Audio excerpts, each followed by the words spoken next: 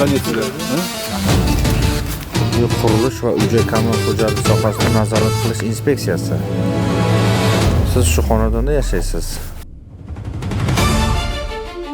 Samarqand shahrining Mevazor mahallasi ko'p qavatli uylarda tutash hududida fuqarolar tomonidan o'zboshimchalik qurilmalar qurib olib, tutash hududni o'rab olganliklari aniqlandi. Ushbu holatlar bo'yicha fuqarolarga tushuntirishlar berildi. O'z ixtiyori bilan bartaraf etish yuzasidan 15 kunlik muddat bilan majburiy ko'rsatma taqdim etildi.